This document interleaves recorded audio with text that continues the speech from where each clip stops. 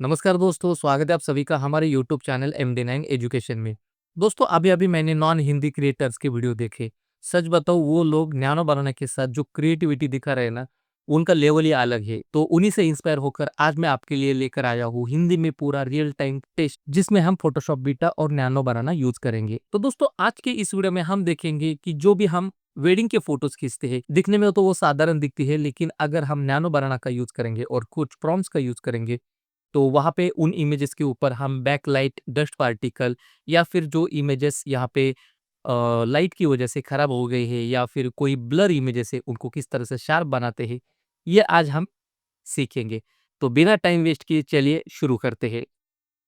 तो दोस्तों इस वीडियो को शुरू करने से पहले मैं आपको एक बात बताना चाहता हूँ कि ये इस वीडियो का फर्स्ट पार्ट है। तो दोस्तों अभी हम आ गए फोटोशॉप के अंदर।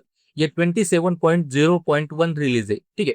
तो इसी वर्जन में आपको गूगल का नैनो बनाना और फ्लक्स कॉन्टेक्स्ट प्रो ये दो एआई मॉडल मिलेंगे। अभी सबसे पहले ये इमेज के ऊपर आते हैं। तो शादी में क्या होता है ना कि हर फोटो में एक प्रॉब्लम होता है कि जब हम दूल्हा दुल्हन की फोटो खींचते हैं या फिर कोई भी ऐसा फोटो खींचते तो कुछ अनवांटेड से पीपल उस फोटो के अंदर आ जाते हैं, ठीक है। कोई रिश्तेदार रहता है, कोई पंडित जी रहते हैं जैसे कि। तो इस इमेज में ये जो लेडी है इसको मुझे हटाना है और ये दूसरा इमेज है। तो यहाँ पे इस फोटो में मुझे इस फोटो में से इन दोनों साइड में जो बैठे हुए जो मेहमान है उनको यहाँ से हटाना है। इसके लिए आपको क्या करना है, सिंपल है। आपको यहाँ पे ब्रश लेना है। मैं यहाँ से ब्रश लेता हूँ और यहाँ पे कोई भी आप कलर चूज करो। जैसे मैं यहाँ पे रेड कलर लेता हूँ क्योंकि मैं यहाँ पे प्रॉम्प्ट वैसे ही यूज करने वाला हूँ, ठीक है। आप चाहिए तो इसका हार्डनेस पूरा 100% करो और इस जगह पे इस तरह से क्रॉस मार्क डालो और इस जगह पे इस तरह से क्रॉस मार्क डालो, ठीक है। मैं उस फोटो के ऊपर आता हूँ और यहाँ पर भी इस फोटो के ऊपर इस तरह से क्रॉस मार्क ऐड कर देता हूँ, ठीक है। अभी यहाँ पे क्या करना है, सिंपल आपको प्रॉम्प्ट लिखना है। यहाँ पे जैसे मैं इस इमेज को Ctrl+A करता हूँ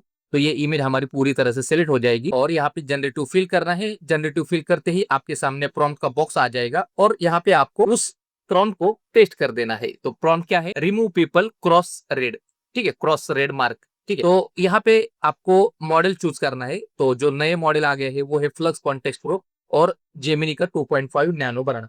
तो अभी हम यहाँ पे नैनो बनाना को सिलेक्ट करेंगे और यहाँ पे सिंपल जनरेट करेंगे। तो नैनो बनाना ने यहाँ पे काम कर दिया है लेकिन एक ही पर्सन को यहाँ पे हटा दिया है, ठीक है। अभी हम वापिस से Ctrl+Shift+Alt+E स्टैम्प विजिबल लेयर बनाएंगे और यहाँ पे इस तरह से क्रॉस मार्क डाल देंगे और सेम प्रॉम्प्ट यहाँ पे डाल देंगे Ctrl+A जनरेटिव फिल और वही prompt remove people cross red और जनरेट। तो आप देख सकते हैं ये हमारा काम यहाँ पे बन गया है। अगर आप चाहिए तो यहाँ पे जो दो सोफा रखे हैं उन सोफा को भी आप सिंपल उसी तरह से डायरेक्ट इंस्ट्रक्शन दे सकते हैं कि एम्प्टी सोफास को यहाँ से हटा दो, तो ये सोफास भी यहाँ पे हट जाएंगे, ठीक है।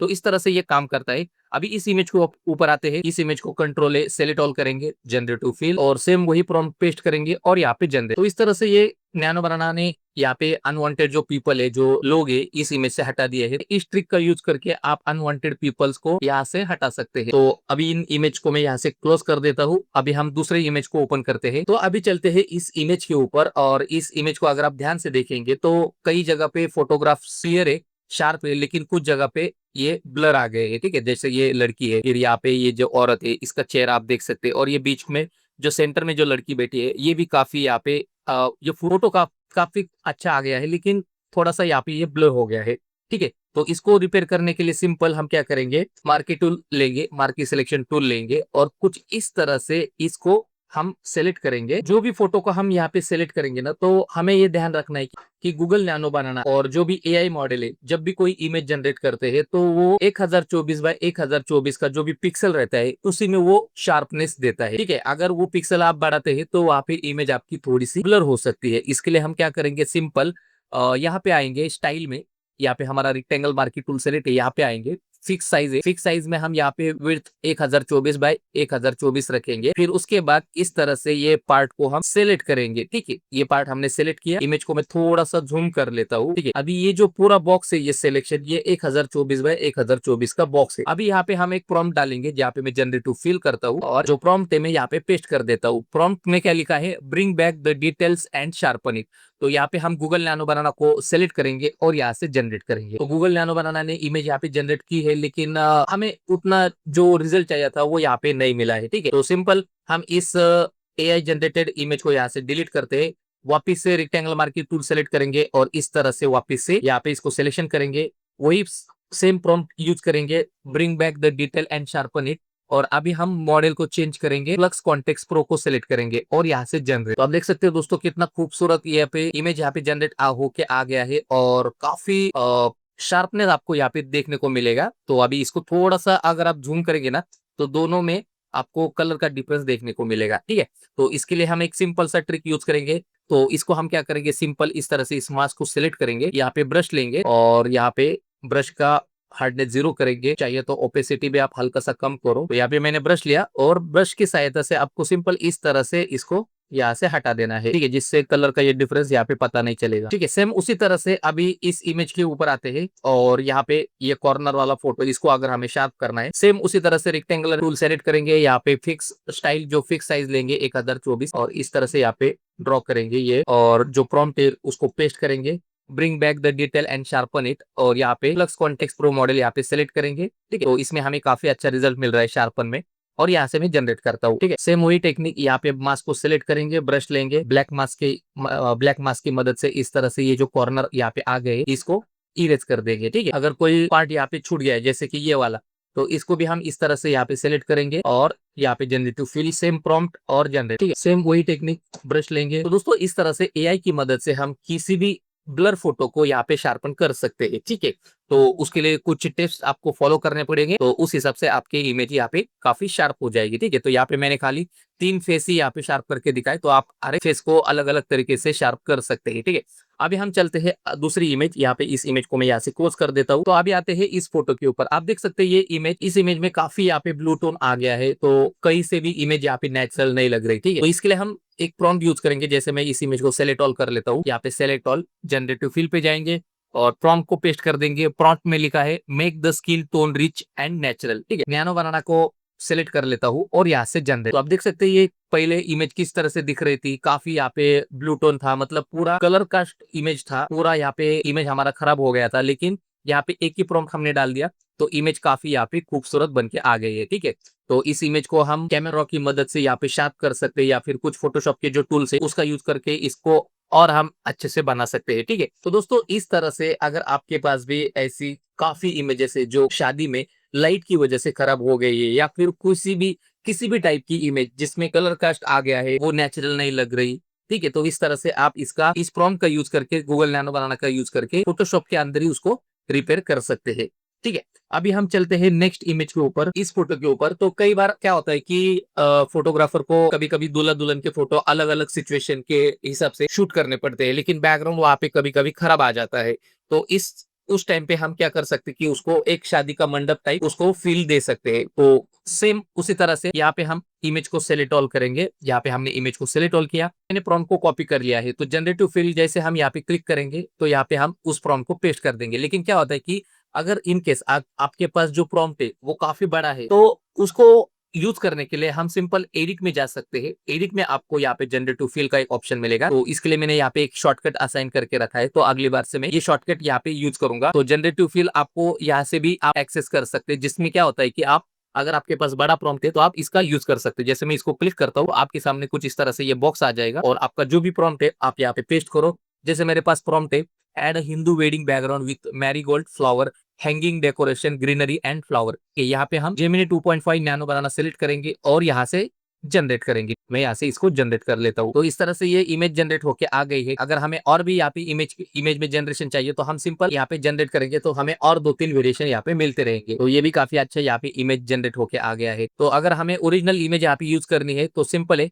हम इस इमेज को यहाँ पे सिलेक्ट करेंगे और इसका हम डुप्लीकेट कॉपी बनाएंगे। डुप्लीकेट कॉपी बनाने के बाद इस इमेज में से हम सब्जेक्ट को सिलेक्ट करेंगे। ठीक है, यहाँ पे सिलेक्ट सब्जेक्ट और यहाँ पे हम इसको मास में कन्वर्ट कर देंगे। ठीक है, ये इमेज हमारा मास में कन्वर्ट हो गया है, इसको हम इस इमेज के ऊपर लाके रखेंगे। फिर उसके बाद यहाँ पे इस इमेज को हम सिलेक्ट करेंगे, हमारा जो भी सब्जेक्ट है इसको हम सिलेक्ट करेंगे। यहाँ पे हमारे पास हार्मोनाइज टूल है, जिसकी मदद से ये बैकग्राउंड से हमारा सब्जेक्ट यहाँ पे मैच हो जाएगा, जिसमें कलर भी मैच हो जाएंगे, शैडोज हाईलाइट भी मैच हो जाएंगे। तो यहाँ पे काफी अच्छा यहाँ पे ये जनरेशन आ गया है। तो इस तरह से आप किसी भी नॉर्मल इमेज जो शादी में आपने फोटो खींची है लेकिन बैकग्राउंड उसका अच्छा नहीं है और आपको कुछ इस तरह से फूलों का बैकग्राउंड चाहिए, तो आप ये प्रॉम्प्ट यूज कर सकते हैं। तो अभी हम चलते हैं हमारे नेक्स्ट इमेज की तरफ। तो दोस्तों यहाँ पे मैंने 2 इमेजेस ओपन की है, दोनों काफी खूबसूरत इमेजेस है शादी की। ठीक है, तो इनके ऊपर मैं एक प्रॉम्प्ट यूज करूंगा, और जो अभी इमेजेस दिख रही है तो ये काफी अच्छी इमेजेस है, लेकिन इसको और हम अच्छे से खूबसूरत यहाँ पे ड्रामेटिक बना सकते हैं। यहाँ पे इस इमेज को मैं सेलेक्ट ऑल कर लेता हूँ। सेलेक्ट ऑल किया। मुझे क्या करना है कि इस इमेज के पीछे से एक लाइट ऐड करनी है, इसे हम सीटीओ जेल कहते हैं, उस तरह से। तो यहाँ पे मैं क्या करता हूँ, प्रॉम्प्ट को कॉपी कर लेता हूँ। ठीक है, अभी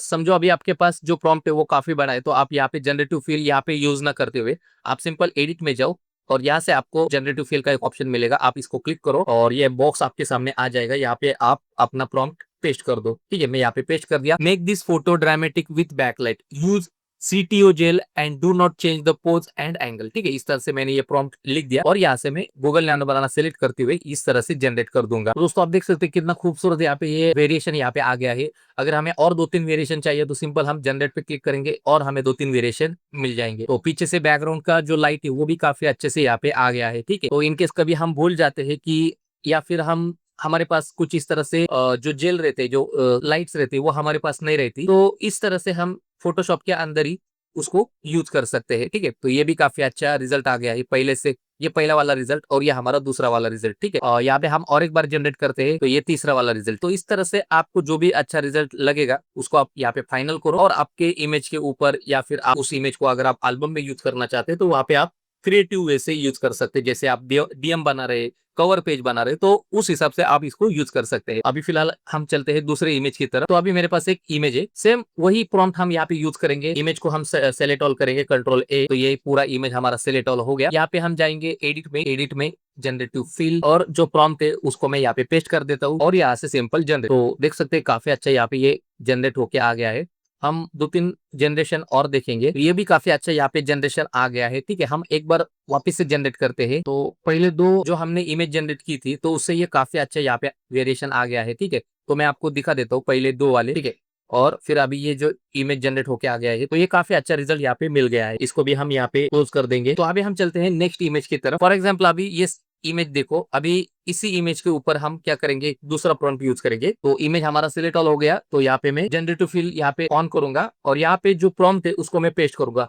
तो प्रॉम्प्ट में क्या लिखा है कि add light dust particle flying in the air with dense flying particle. जो हम यहाँ पे एक ओवरले ऐड करना चाहते हैं जहाँ पे डस्ट के पार्टिकल से वो हमें यहाँ पे दिखने चाहिए। तो यहाँ पे हम क्या करेंगे, यहाँ से जनरेट करेंगे। तो आप देख सकते हैं काफी अच्छे से यहाँ पे डस्ट पार्टिकल ऐड हो गए हैं। यहाँ पे हम 2-3 जनरेशन देखेंगे, वेरिएशन देखेंगे, जिसमें से जो भी अच्छा लगेगा हम उसको यहाँ पे पिक करेंगे। दोस्तों ये जो दूसरा वेरिएशन आ गया है ना, काफी यहाँ पे नेचुरल लग रहा है, लेकिन हम एक काम कर सकते हैं कि ये जो डस्ट पार्टिकल है इसमें से हम अगर सब्जेक्ट को रिमूव करेंगे तो ये सिर्फ डस्ट पार्टिकल पीछे हमें यहाँ पे नजर आएंगे। इस इमेज को हम सेलेक्ट करते हैं, इसका डुप्लीकेट कॉपी बनाएंगे। तो मैं यहाँ पे कंट्रोल जे करता हूँ। कंट्रोल जे करने के बाद यहाँ पे सेलेक्ट सब्जेक्ट, यहाँ पे हमारा सब्जेक्ट सेलेक्ट होके आ गया है और इसको हम यहाँ पे सिंपल मास्क में कन्वर्ट कर देंगे। तो कॉन्टेक्सुअल टास्क बार में आपको मास्क का एक सिंबल मिलेगा। मैं यहाँ पे क्लिक करता हूँ तो ये मास्क यहाँ पे आ जाएगा और इसको, इस लेयर को उठा के हम सबसे टॉप पे लेके जाएंगे। तो आप देख सकते हैं हमारा जो सब्जेक्ट है ये ऊपर आ गया है और जो डस्ट पार्टिकल है ये पीछे चले गए हैं। ठीक है, और आप डस्ट पार्टिकल को थोड़ा सा एडजस्ट करना चाहते हैं तो इसका ओपेसिटी कम ज्यादा करके रख सकते हैं अपने इमेज के अकॉर्डिंग या फिर डिजाइनिंग के अकॉर्डिंग।